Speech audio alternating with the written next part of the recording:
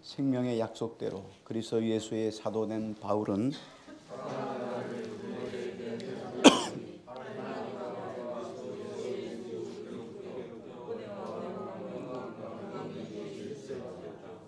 내가 밤낮 간구하는 가운데 쉬지 않고 너를 생각하여 청결한 양심으로 조상적부터 섬겨오는 하나님께 감사하고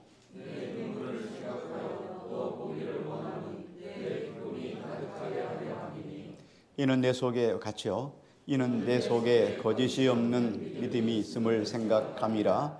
이 믿음은 먼저 내 외조모 로이스와 내 어머니 유니게 속에 있더니 내 속에도 있는 줄을 확신하노라. 아멘. 아주 오래된 영화 한 편을 소개해 드리려고 합니다. I am Sam이라고 하는 영화인데요. 샘 도우슨하고 그리고 그의 딸 루시가 열연한 영화입니다. I am Sam인데 샘 도우슨 역은 쇼펜이라고 하는 유명한 배우가, 그리고 그 루시라고 하는 딸은 다코타 패닝이라고 하는, 지금은 이제 훌쩍 커서 성인이 돼버렸지만 아주 기가 막히는 연기를 하는 그 소녀의 이야기입니다. 커피 전문점에서 그 테이블 정돈하고 청소하는 그런 아르바이트 같은 직장을 가지고 있는 샘 도우슨은 그 정신지체로 7살밖에 지능이 되지 않는 사람이에요. 7살밖에 지능이 되지 않으니까 할 수 있는 일들은 한계예요. 몸은 어른이지만 정신은 7살이에요. 그런데 어느 날 저녁에 밤에 노숙하는 여자, 갈 데가 없으니까 잘 데가 없어서 노숙하는 여인을 하루 집에서 잠을 재워주다가 털컥 그냥 임신을 하게 됐어요. 그런 이 사람이 아이를 놓는 날 병원에서 아이를 낳고 난 다음에 그 아이를 샘 도우슨에게 맡기고 그리고 도망을 쳐버립니다. 7살 아이가 아기를 키운다는 게 참 말이 안 되는 이야기죠. 여러 가지 좌충우돌 이야기가 상당히 많습니다만 이웃집 아주머니의 도움을 받으면서 루시를 아주 매 순간순간 그렇게 잘 키워갑니다. 거기에서 이 샘 도우슨이 얼마나 루시를 얼마나 사랑하는지, 딸을 사랑하는지 너무나 행복한 매일매일을 살아갑니다. 그 바라보는 것만 해도 너무나 행복한 삶을 살아요. 그런데 고민이 생겼습니다. 이 아이가, 루시가 지금까지 잘 몰랐는데 8살 되어서 학교에 가고 난 다음부터 고민이 생겼습니다. 그가 생각하기를 이렇게 생각했어요. 나는 지금 8살이 되었는데 아빠는 7살이에요. 얼마나 고민이 되겠어요. 그래서 자기 지능보다가 처지는, 그리고 어려운 단어를 잘 읽지 못하는 아빠보다가 이 아이가, 루시가 똑똑해지는 것을 두려워하는 나머지 일부러 공부를 게을리합니다. 그러니까 선생님이 이상해서 이 아이 상담하다 보니까 가정 형편을 알게 됐어요. 그래서 결국은 복지기관에다가 이야기를 합니다. 복지기관에서 이 아이를 데려가서 보호실 시설로 데려갑니다. 그리고는 매일매일 키우던 이 아이를 일주일에 딱 2번만 면회를 허용을 해요. 딸을 빼앗긴 아버지 샘 도우슨은 딸을 찾기 위해서 백방으로 수소문하고 노력을 하다가 한 변호사, 리타라고 하는 여성 변호사를 만나게 됩니다. 이 여성 변호사의 도움을 받아서 재판을 시작하게 됩니다. 복지기관에서는 아빠 샘의 지능이 낮아서 도저히 이 아이를 키울 수 없다라고 주장하고, 샘과 변호사 리타는 그냥 고전을 하게 되는 거죠. 왜냐하면 사실은 맞으니까요. 결국은 재판의 결과가 나와서 루시가 입양기관에 의해서 새로운 가정을 만나게 됩니다. 양부모에게 입양이 되고 샘에게는 어쩌다가 한번 면회를 허용하게 됩니다. 이런 실망한 샘에게 리타가 용기를 불어넣어주면서, 그러면서 샘을 통해서 자기 가정의 어려운 문제들, 자기 가정의 문제를 발견하게 되는 그런 흘러가는 내용입니다. 샘은 가정이 회복될 수 있도록 온갖 노력을 다합니다. 그런데 어쨌든 현실로는 회복이 안 되니까, 그런데 그 회복돼가는 애쓰고 힘쓰는 그 샘 도우슨의 모습을 양부모님들이 보고, 그리고 샘의 친구들도 주변에서 보고, 그리고 가정의 상처로 가득 찼던 변호사 리타의 가정, 그들이 생각하는 결론은 한 가지입니다. 루시에게, 자녀에게 정말로 필요한 것은 아버지의 사랑이다.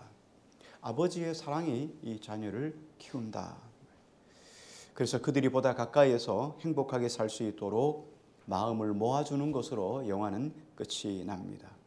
자녀를 향한 사랑, 그리고 헌신, 이것들이 우리에게 주어진 어떤 환경이든지 그 환경을 뛰어넘을 수 있게 만든다 하는 내용입니다.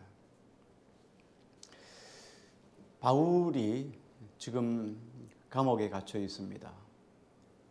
그리고 바울은 곧 얼마 안 있으면 언제 죽을지 모르지만 죽음을 앞두고 있습니다. 이 죽음을 앞두고 있는 바울이 그의 영적인 아들, 몸으로 난 아들은 아니지만 그래도 그를 만나고 난 이후로 믿음으로 그를 위해서 기도하고 양육하고 세워서 그가 섬겨왔던 에베소 교회의 후임 목사로 그를 천거하고 추천해서 에베소 교회를 섬기는 디모데에게 마지막 남은 생명을 다해서 그에게 어떤 이야기를 해 주어야 그의 목회에, 그의 인생에, 그의 믿음이 도움이 될까? 여러분 어떻습니까? 자녀들을 키우면서 여러분의 인생이 마감한다고 생각할 때 자녀에게 어떤 이야기를 해주고 싶습니까? 통장은 서랍 두 번째 칸에 있고 도장은, 인감도장은 저 냉장고 안에 놔뒀고 이렇게 하겠습니까? 영적인 아들이에요. 그러니까 이 아이가 믿음으로, 이 아이는 아니지만 젊은 디모데가 믿음 안에 잘 견고하게 서서 하나님을 기쁘게 하는 믿음의 사람으로, 그리고 많은 사람을 살리고 세우는 일에 쓰임받는 사람이 되기를 원했던 것이 바울의 마음이 아닌가 그렇게 생각이 됩니다. 그래서 지난주에는 바울이 디모데에게 이렇게 말하죠. 사도다 라는 말을 썼습니다. 이미 사도인 줄 알고 있는 바울에게, 디모데에게 바울이 자신은 사도라는 내용을 이야기했다. 그렇게 이야기했죠. 사도인데 하나님과 주 예수 그리스도로 말미암아 사도된 나 바울은 이 디모데에게 편지를 했죠. 그렇게 하는 것은 자기 정체성에 관한 문제이기 때문에 이런 표현을 했다라고 지난 주간에 말씀을 드렸습니다. 오늘 우리 그 부분, 그 뒷부분을 우리 함께 계속 연결해서 말씀을 나누고자 합니다. 우리 1장 2절 말씀을 같이 보겠습니다. 2절입니다. 같이요. 시작.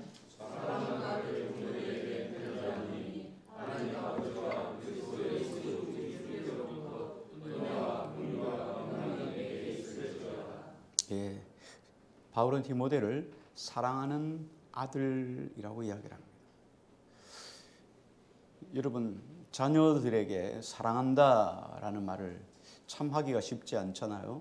그런데 믿음의 아들인 디모데에게 사랑하는 아들 디모데에게 편지한다. 얼마나 사랑했으면 그 아들에게, 그죠? 디모데에게 아들이라는 표현을 썼겠어요. 그리고 그를 얼마나 신뢰했기에 자신이 목회하던 에베소 교회 후임 목사로 천거를 했을까요?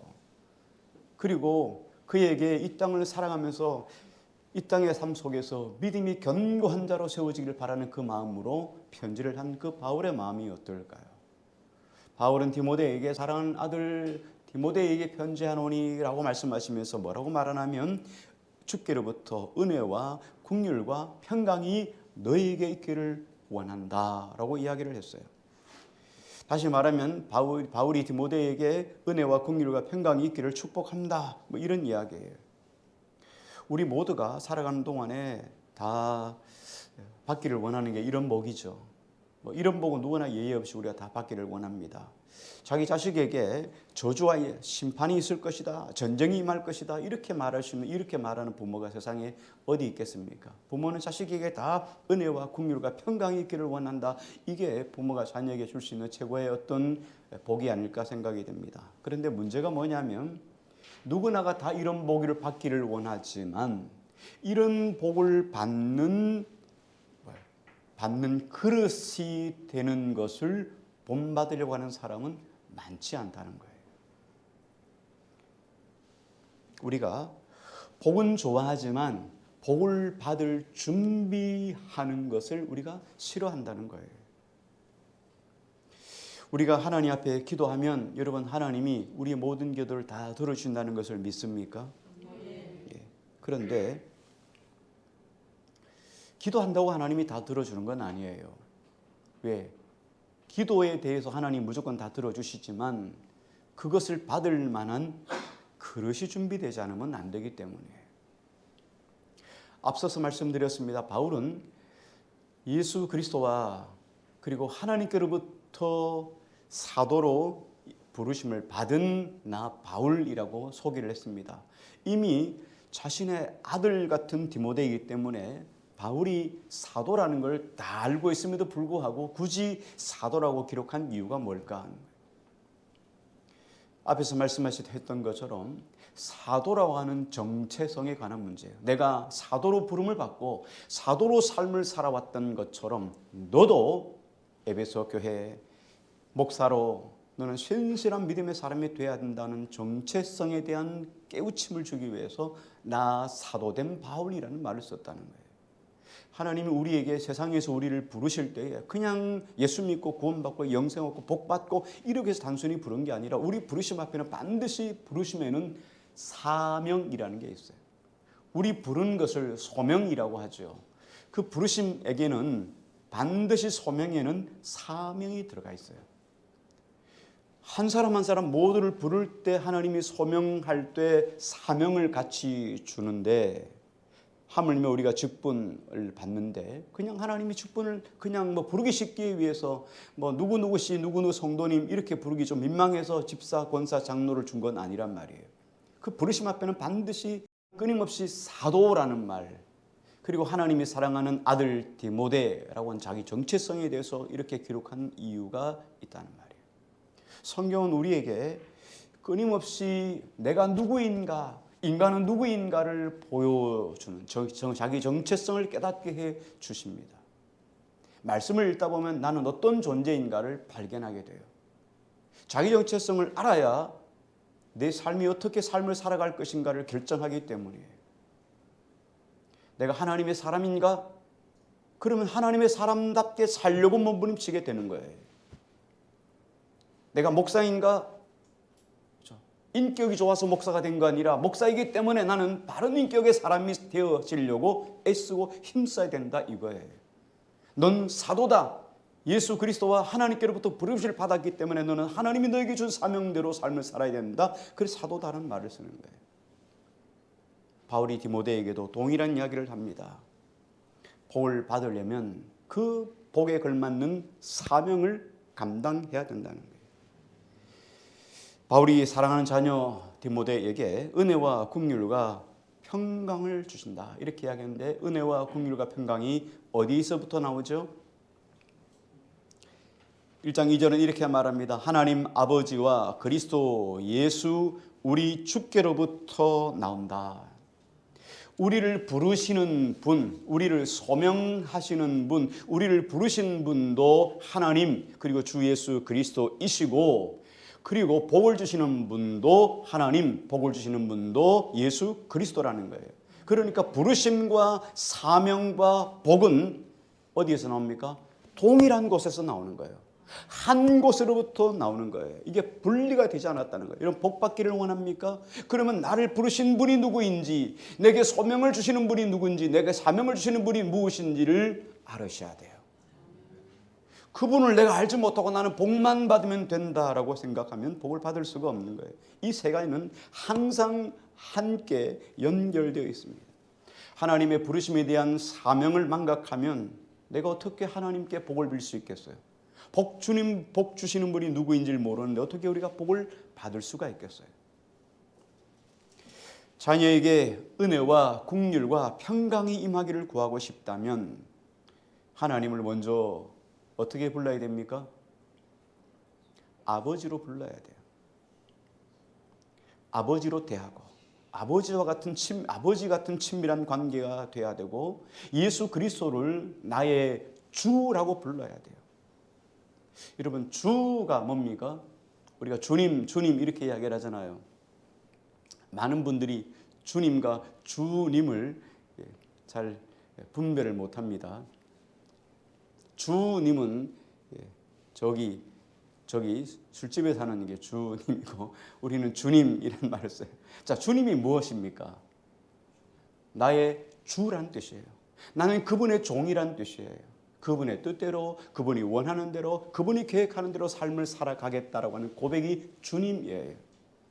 근데 나는 그렇게 살지 않으면서 날마다 나는 주님 그렇게 이야기한단 말이에요. 아버지로 대해주지 않으면서 난 아버지 그러면 주님 우리에게 복을 주시겠느냐? 그렇지 않다는 얘기예요. 그러니까 내가 하나님을 아버지로, 예수 그리스도를 주님으로 고백할 때 하나님 그리고 예수 그리스도로부터 복이 임하게 된다는 말이에요. 자, 1장 3절 우리 한 말씀 같이 보겠습니다. 1장 3절입니다. 같이요. 시작.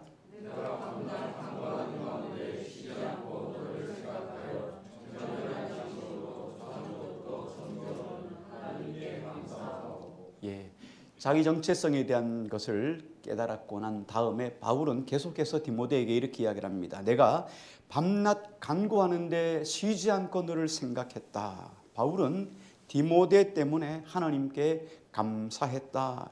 청결한 양심으로 소상적부터 섬기는 하나님께 감사했다. 여기서 주목해 볼 부분은 뭐냐면 내가 밤낮 간구하는 가운데 쉬지 않고 너를 생각했다. 밤낮 쉬지 않고 너를 위하여 기도했다. 이 이야기예요. 바울은 얼마나 바쁜 일정을 살았습니까? 매일매일 선교를 위해서 끊임없이 바쁜 일정 속에서 여러 군데를 다니면서 복음을 증거했죠. 밤낮 쉬지 않고 그렇게 복음의 열정을 가지고 사역하는 바울이 언제 밤낮 쉬지 않고 기도할 수 있었을까? 그렇다고 바울이 거짓말로 이렇게 말하진 않잖아요. 바울은 겸손한 사람이죠. 바울은 유대인들처럼 출석해서 회당에 출석해가지고 구별된 시간에만, 유대인들은 특별히 구별된 시간이 있습니다. 주로 3시, 6시, 9시 이렇게 3번 기도하는 사람도 있어요. 보통. 그런 3시는 우리 아침 시간 아침 9시, 6시는 정오 12시, 그리고 9시는 오후 3시입니다. 보통 이렇게 이 시간이 걸리면은 주로 유대인들은 길을 가다가도 기도하는 시간이에요. 잘 아는 것처럼 무슬림들은 5번 하루에 기도하죠. 회당에서 음악이 들리면 기도를 합니다. 메카를 향해서 기도를 하는데 보통 유대인들은 한 번 이상은 꼭 기도를 합니다. 근데 바울은 이렇게 유대인들처럼 회당에 나가서 기도하는 건 아니지만 그런 형식적인 기도가 아니라 범사에 늘 깨어서 하나님께 기도하는 실천의 사람이라는 거예요. 일상의 삶이 기도였어요. 주님과 동행하는 삶이 기도였습니다. 여러분, 기도하면서 삶을 살아간다는 것, 여러분 뭐예요? 늘상 하나님께 깨어 있다는 이야기가 아니겠습니까? 늘상 깨어서 하나님을 고민하고 하나님과 대화하면서 함께 주님의 손잡고 동행하는 기도의 삶, 이런 삶을 살아가는 사람들, 그런 삶 속에 있는 사람이야말로 모든 일들이 하나님 앞에서 형통한 삶으로 살아갈 수밖에 없고 되어질 수밖에 없는 거죠. 요한복음 15장 5절은 이렇게 말합니다. 나는 포도나무요 너희는 가지라. 그가 내 안에 내가 그 안에 거하면 사람이 열매를 많이 맺나니 나를 떠나서는 너희가 아무것도 할 수 없습니다. 우리가 주님을 떠나서는 진짜 아무것도 할 수 있는 것이 없다는 거예요. 기도는 어떤 것입니까? 기도는 내 힘으로 아무것도 할 수 없는 사람이 할 수 있는 능력의 도움을 구하는 것이 기도 아니겠습니까? 내가 할 수 있으면 내가 구할 이유가 없죠. 내가 다 할 수 있는데 왜 구하겠어요? 내가 못하니까 더 힘이 있는, 능력 있는 사람에게 구할 때 우리는 기도라는 방법을 씁니다. 그래서 기도는 모든 일의 두려움과 불안함과 이런 것들 속에 살아가는 사람이, 인간이 스스로 존재하시는 완전하신 창조주 하나님께 의지하고 바라고 구하는 의존의 방법이 바로 기도입니다. 기도는 피조물된 우리가 하나님의 도우심을 요청하는 방식이 바로 기도예요. 그래서 우리는 기도를 통해서 하나님과 친밀한 관계를 가지고 기도를 통해서 하나님의 마음을 읽게 되고 기도를 통해서 하나님과 같은 동일한 마음을 품게 되는 거예요. 기도하지 않으면 하나님의 마음이 무엇인지 알 수가 없습니다. 그러므로 늘 하나님께 기도하죠. 이게 바로 이런 기도의 롤 모델이 바로 바울이었습니다. 기도하지 않는 사람은 여러분 사명이 없는 사람이에요. 사명이 있으니까 기도하는 거예요. 기도하지 않는 사람은 뿐만 아니라 어떤 사명을 주어도 감당할 수 없어요. 왜? 기도하지 않고는 여러분 감당할 수 없는 거예요. 우리가 할 수 있는 일들이 뭐겠어요? 아무것도 없잖아요. 너희가 나를 떠나서는 아무것도 할 수 없다고 요한복음 15장에 말씀했잖아요. 그러니까 주님 앞에 기도하지 않고는 우리가 아무것도 할 수 없는 거예요. 그러니까 기도하지 않는 사람은 무언가를 일을 주어도 할 수 없습니다. 여러분 대부분 그래요. 교회 일들이 여러분 뭐 별것 아닌 것처럼 보이지만 별것 아닌 일에도 다 영적인 의미가 들어가 있기 때문에 보통적으로 감성 가지고는 여러분 할 수 있어요. 나도 할 수 있고 나도 새해에는 여러분 열심을 가지고 살아봐야지 하고 여러분 어떤 일을 할 수 있다 여러분 이렇게 다 표현할 수 있고 말할 수 있고 구할 수 있습니다. 그런데 기도하지 않으면요. 한 달 있다 끝나버려요. 한두 번 하다 끝나버려요. 믿음이 없이는 하나님 일을 할 수 없어요. 믿음은, 기도는 내가 그렇게 감성적으로 한두 번 끝날 일들을 지속적으로 끊임없이 계속 할 수 있게 만드는 게 기도예요. 누구나 여러분 기도할 수 있고 누구나 할 수 있고 누구나 섬기고 헌신하고 충성하고 봉사할 수 있어요. 그렇죠? 그러나 감성으로 하는 거는 오래 못 갑니다. 그래서 사명에는 기도가 필요한 거예요. 이 사명은 끊임없이 나로 하여금 견디게 만들고 애쓰게 만들고 헌신하게 만드는 능력이 나타나는 것이 바로 기도예요. 바울은 기도할 때마다 디모데를 기억했어요. 기도를 통해서 바울은 날마다 디모데와 영적인 교제를 가졌다는 거예요. 내가 밤낮 간구하는 가운데 쉬지 않고 너를 생각하여 그것을 감사했다. 여러분 우리가 영적인 의미로 뭐 여러분 마찬가지잖아요. 자녀를 여러분 잉태하고 뱃속에 잉태하면 자궁에 이 아이를 잉태하면 어머니가 먹는 모든 영양분을 이 자녀에게 연결되어 있어요. 자녀가 먹는 거예요. 그래서 자녀들은 부모의 식성을 아주 그대로 빼다 박아요. 왜? 어머니가 먹던 거니까. 그걸 내가 어머니 뱃속에 있으면서 내가 그걸 다 먹었으니까. 매운 거 먹는 부모님, 아이도 매운 거 먹는 거예요. 어린 아이가 그냥 깍두기도 먹고 이렇게 하는 거죠. 이게 동일할 수밖에 없어요. 왜? 그게 먹은 거니까요. 마찬가지예요. 우리가 기도하면 아이와 누구를 위해서 기도하든지 그 기도할 때 영적인 젖줄이 그 사람하고 대상하고 연결이 돼요. 그래서 그렇게 기도할 때 그 젖줄이 영적인 줄들이 단단해져 가는 거예요. 계속 기도하면 단단해져 가는 거예요. 그런데 위기를 만나거나 환경의 어려움을 겪을 때 그 기도의 젖줄이 단단하기 때문에 흔들림이 없어요. 잠시 흔들림은 있지만 이 사람은 흔들리지 않고 견고하게 설 수 있는 거예요. 그래서 기도하는 거예요. 그러나 기도하지 않으면 어떻습니까? 젖줄이 가늘고 약해요. 그냥 환난과 어려움이 조금만 시련에 오면 그냥 자녀가 퍽퍽퍽 무너지는 거예요. 뭐 이거 할 수 없어요. 그래서 기도하는 거예요. 그래서 부모는 그래서 기도하고 끊임없이 여러분 바울이 디모데를 위해서만 기도했겠어요. 너희를 위해서 내가 쉬지 않고 기도하면 여러분이 잘 아시는 것처럼 그렇죠? 사무엘 선지자도 이렇게 하죠. 이스라엘 백성을 향해서 내가 너희를 위하여 기도하기 쉬는 죄를 범하지 아니하노라. 사무엘 선지자는 이스라엘 백성들을 위해서 끊임없이 기도하는 것, 기도를 쉬는 것 자체가 죄라고 생각하고 끊임없이 기도했다는 거예요. 왜? 이스라엘 백성들이 하나님 말씀에서 벗어나지 않게 하기 위해서. 그래서 믿음의 사람들이 할 수 있는 능력은 뭐냐? 싸울 수 있는 힘이 없잖아요. 가질 수 있는 능력이 없잖아요. 우리의 힘은 기도인 거예요. 여러분 자녀들 여러분 뭐 좋은 과외 선생님이 써서 과외 선생님 써가지고 좋은 학교 갈 수 있도록 여러분 해주면 좋겠죠. 우리가 그럴 힘이 없으면 기도하십시다. 기도가 능력이에요. 기도할 때 아이에게 지혜와 명철이 총명히 임하게 되는 거예요. 기도할 때 한계를 배울 때 1개를 깨닫게 되는 거예요. 그래서 기도하는 거죠. 그래서 기도하기를 싫은 죄를 범하지 않는 거예요. 끝까지 기도의 젖줄을 놓치지 않고 내가 끊임없이 영적인 에너지, 영적인 젖을 공급해 주는 거예요. 늘 깨어 기도할 수 있기를 축원합니다.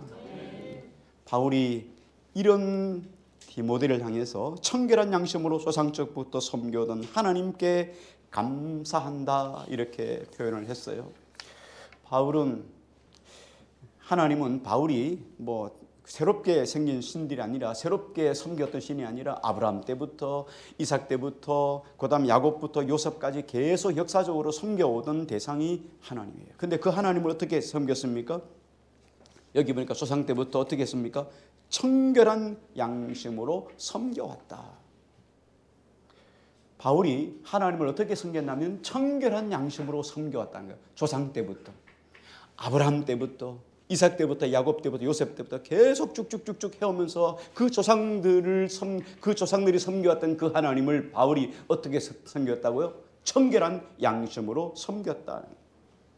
여러분, 우리가 하나님 앞에 예배하는 이 행위가 얼마나 정말 중요한지 몰라요. 여러분, 어떤 일이 있어도 여러분 예배만큼은 여러분 하나님과 관계 속에서 끝까지 승리할 수 있기를 바랍니다. 예배는 우리가 하나님으로부터 공급받는 하나님의 힘이에요. 자, 그런데 이 예배 행위가 정말 중요하지만 그보다 더 중요한 게 있습니다. 더 중요한 게 뭐냐면 예배의 질이에요, 질. 예배 행위보다 더 중요한 게 예배의 질인데, 우리가 예배 행위를 했다고 그 예배가 다 하나님께 저절로 올라가지는 건 아니라는 거예요. 우리가 잘 아시는 말씀 창세기에 보면은 가인과 아벨이 하나님께 제사를 드렸어요. 근데 하나님께서 아벨과 그의 제사는 받으시되 가인과 그의 제사를 하나님이 받지 않으셨다, 이렇게 이야기를 합니다. 왜 그렇습니까?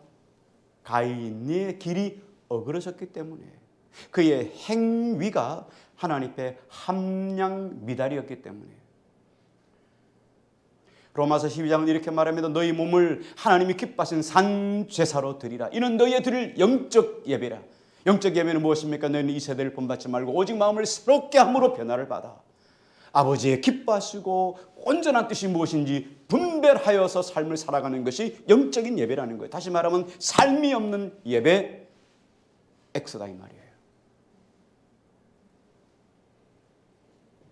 하나님은 흠 없는 예배를 기뻐하셔요. 거룩한 예배를 기뻐하셔요. 하나님은 신령과 진정으로 드리는 예배를 기뻐하셔요. 조건이 없는 예배, 대가를 바라지 않는 예배, 예배란 그 자체가 하나님께 올려드리는 경배가 되는 예배, 하나님은 이런 예배를 받으셔요. 예배 자체가 목적일 때 예배는 예배다워집니다. 그런데 예배가 수단으로 전략하면, 그러면 예배는 예배가 아니고 종교의식에 불과한 거예요. 우리가 생각해 보십시오. 내가 뭔가를 얻어내기 위해서 정성을 다합니다. 내가 뭔가를 얻어내기 위해서 예배합니다. 내가 뭔가를 얻어내려고 예물을 드립니다.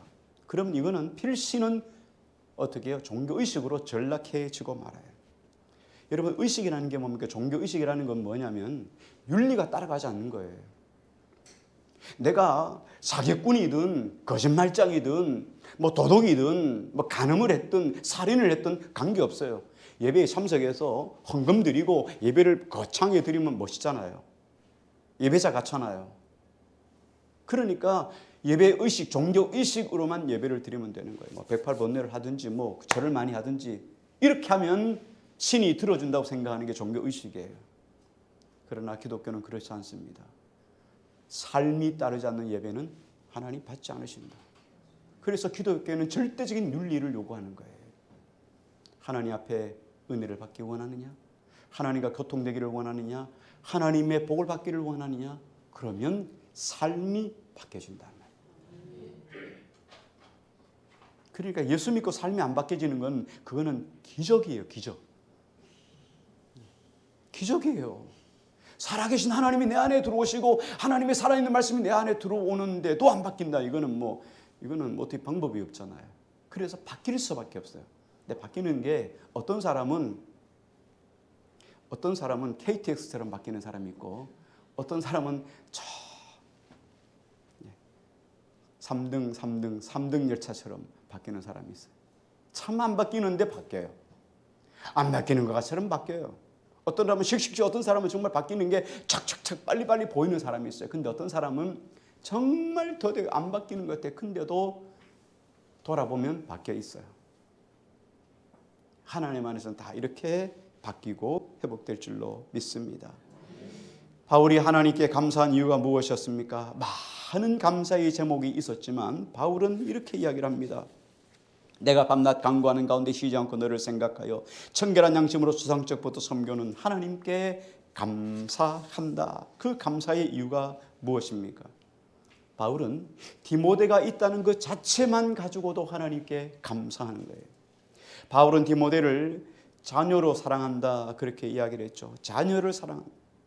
그런데 그 자녀라고 하는 그렇게 사랑할 수 있는 대상이 있는 것 때문에 바울이 디모데로 인하여 기뻐하고 감사한다는 거예요.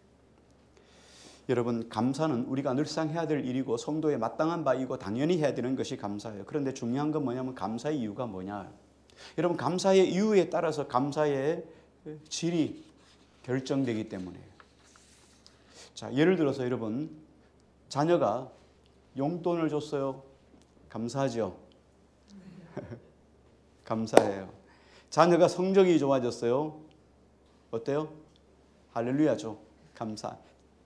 뛰어나가가지고 전도는 하지 못했을 망정은 자녀가 성적이 좋았다고 여러분 자랑하고 전도할 수 있을 만큼 기쁘고 감사하죠. 그런데 이런 감사보다도 조금 차원이 높아지면 자녀가 이 땅을 살아가면서 자기 하고 싶어하는 일들을 잘하는 것, 자녀가 행복한 것 때문에 감사는 삼하고 성적이 마땅히 좋은 거 하고 여러분 어느 게 감사가 더 질이 좋겠어요? 질이 크겠어요? 자녀가 행복한 거 그게 여러분 더 감사하지 않겠어요? 자, 그런데 좀 더 지나서 자녀가 행복한 것도 참 중요한데 자녀가 건강하게 살아있는 것만으로도 우리가 어떻게 해요? 감사하죠. 차원이 또 달라지는 거예요. 자, 그런데 여기에서 또 차원이 더 높아지는 건 자녀가 존재하고 있다는 그 존재 자체만으로도 우리가 감사한 거예요. 얘가 그냥 내게 주신 하나님의 선물로 내 자녀로 있다는 것 자체가 감사하는 거죠. 그러니까 그냥 단순하게 성적이 좋다는 것 감사하는 것하고 존재 자체로 감사하는 것하고 감사의 질이 완전히 다를 수밖에 없어요.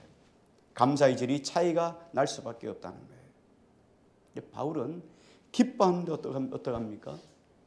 존재 자체로 디모데가 있는 것 자체로 감사했다. 바울은 결혼을 하지 않았습니다.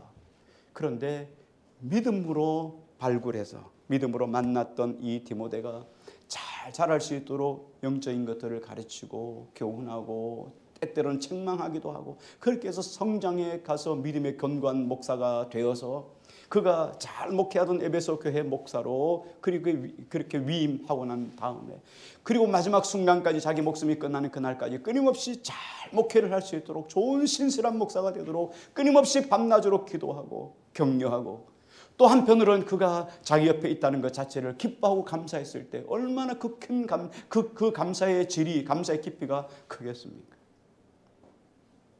여러분 우리 모두가 이런 감사를 주님 앞에 할 수 있는 우리 모두가 되기를 축원합니다. 우리 4절 계속해서 보겠습니다. 4절입니다. 같이요. 시작. 내 눈물을 생각하여 예, 바울이 디모데를 보고 싶었습니다. 얼마나 만나고 싶었는지 모릅니다. 바울이 디모데를 만나고 싶은 이유는 세속적인 이유 때문이 아닙니다. 디모데하고 만나는 그 자체가 기쁜 거예요. 너를 내 눈물을 생각하면 너 보기 원하면 내 기쁨이 가득하게 하려 합니다. 믿음의 아버지가 바라봤을 때 디모데는 보기만 해도 기뻐하는 존재예요. 보기만 해도 나는 너가 너무너무 기쁘고 행복하다. 이걸 디모데가 알 수 있다면 얼마나 좋을까요?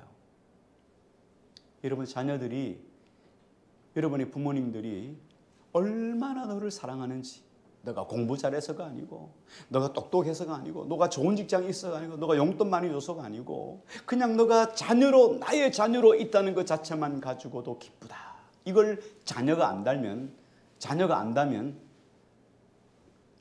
얼마나 효자가 될까요?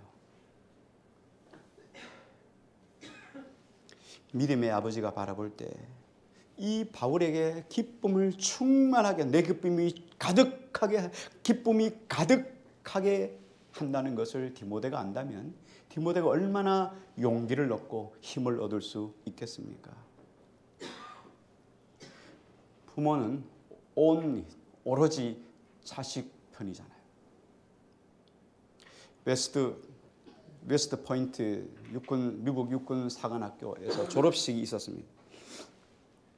졸업식장으로 들어오는 그 사관생도들이 딱 오와이어를 맞춰서 발을 맞춰 옵니다. 근데 그 중에 한 사람이, 한 생도가 발이 안 맞아요. 남들이 오른발 할 때 왼발을 하고 척척척 올라와요.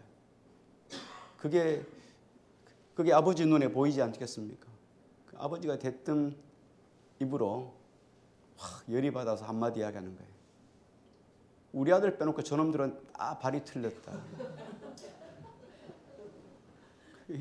이게 우리 부모님들의 심정이에요. 여러분, 세상에는 만남이 기쁨이 되는 사람이 있어요. 바울이 디모데를 너무너무 사랑하고 만나기를 원했던 것처럼 내가 만나서 내 기쁨이 가득하게 하려 합니다. 이렇게 만나서 기쁨을 주는 사람이 있는가 하면 어떤 사람은 만나면 불쾌감을 주는 사람이 있어요. 만나고 싶지 않은 사람들이 있어요. 여러분 어떻습니까? 어떤 사람입니까? 어떤 부의 사람입니까? 우리는 살아가다 보면 나와의 관계 속에서 여러 가지 무수한 관계의 줄들을 다 연결하고 살아갑니다. 그런데 그 많은 관계 속에서 나는 사람들에게 기쁨을 주고 은혜를 주는 사람인가? 나는 어떤 사람에게 불쾌감을 주는 사람인가? 불편한 사람인가? 여러분 생각해 볼 수 있기를 바랍니다. 나로 인해서 많은 사람들이 기뻐하고 즐거워하고 나를 만나기를 좋아하는 사람들이 많다면 여러분 인생 잘 산 거예요. 그러나 나로 인하여서 불쾌감을 느끼고 불편한 관계를 가진 사람이 더 많이 생각난다면 그 관계를 기쁨의 관계로 바꿔갈 수 있기를 주의 이름으로 축복합니다. 자, 1장 5절 말씀 같이 봅니다. 같이요. 시작.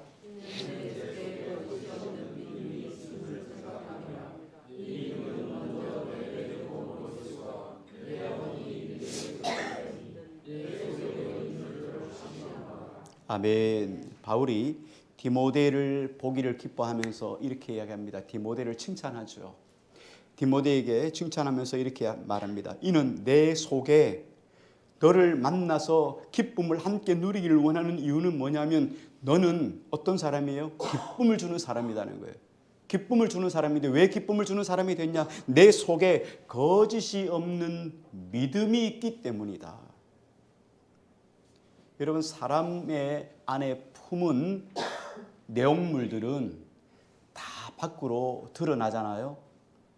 그 사람의 눈빛을 통해서도 드러나죠. 눈은 영혼의 창문이라고 이야기하죠. 창이라고 이야기하죠. 눈을 통해서도 그 사람의 말을 통해서도 그 사람의 행동을 통해서도 우리 안에 있는 것들이 다 드러나게 되는 거죠.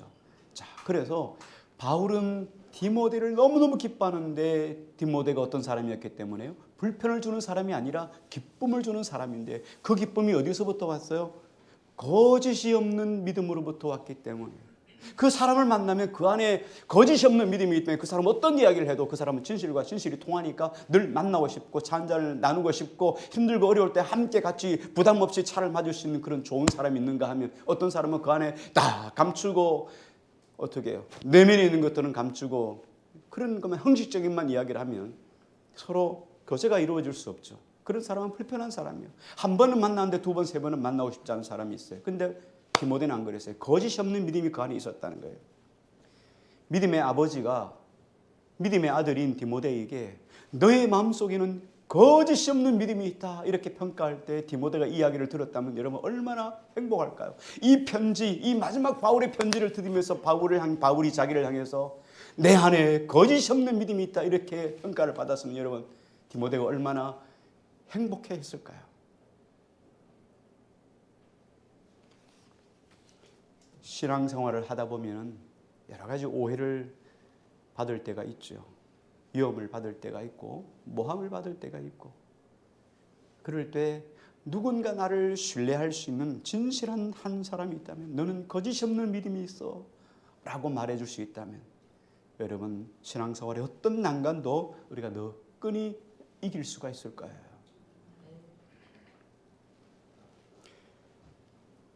바울이 디모데를 향해서 그런 상투적인 그런 칭찬을 한 게 아니라는 거예요.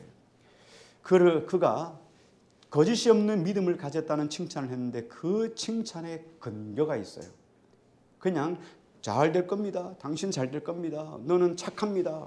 그냥 이렇게 그냥 남발하는 말이 아니라 그 거짓이 없는 믿음의 근거를 바울이 이야기를 하면서 너는 믿음의 근거가 확실하기 때문에 너는 거짓이 없는 믿음을 가졌다라고 칭찬을 하는 거예요. 그 거짓이 없는 믿음의 근거가 어디였습니까? 이 믿음은 어디서부터 왔죠? 그래, 외할머니 로이스와 내 어머니 유니게로부터 내려온 믿음이라는 거예요. 할머니의 거짓이 없는 믿음이 어머니 유니게에게 전달되었고 어머니 유니게의 믿음이 디모데에게 그대로 전달되었다는 거예요. 여러분, 우리가 다 알다시피 믿음은 하루아침에 생겨나지 않습니다. 하나님 믿음을 주시옵소서 그렇게 기도한다고 믿음이 생겨나는 건 아니에요. 여러분이 믿음을 달라고 기도하면 하나님이 뭘 주십니까? 사건을 주셔요. 왜? 사건 속에서 믿음이 성장하는 거예요. 사건을 만나지 않으면 여러분 어떻게 믿음이 생겨날 수 있겠어요? 하나님 앞에 사랑을 달라고 기도하면 하나님이 사랑을 한 뭉텅이 주는 게 아니라 원수를 내 옆에 붙여주셔요. 그래서 사랑하는 방법을 배우게 되고 그래서 사랑이 내 안에서 커가는 거예요. 제가 모르죠. 제가 은혜 받고 너무너무 흥분을 해가지고 그 은혜가 너무 흥분해가지고 그때 성경을 읽다가 고린도서에다 제가 꼽히는 바람에 말이죠. 하나님 저에게 사랑의 은사를 주세요 하고 밤낮으로 기도했던 때가 있어요. 청년 때. 제가 미쳤지요. 미쳤지요. 그렇게 기도하고 신학교를 갔는데 말이죠. 1학년 때 호된 장로님을 만나가지고 말이죠. 내 옆에 붙어 다니면서 불침번을 쓰면서 내 옆에서 붙어 다니면서 저를 괴롭히는 거예요. 밥을 먹으면 말이죠. 밥을 왜 그래 많이 먹냐 말이죠. 하여간 뭐 이루 말할 수 없어요. 너무너무 괴롭힘을 당하니까 밤마다 저녁에 산기도를 가가지고 산에서 하나님 죽여주시옵소서. 죽여주시옵소서. 이 생명 죽여주시옵소서. 야, 너 사랑을 달라 했는데 그건 딱 까마득하게 잊어먹고 하나님 왜 내게 저런 인간을 붙여주셔가지고 내게 괴로움을 주느냐 이것밖에 하나님 하소연할 게 없는 거예요.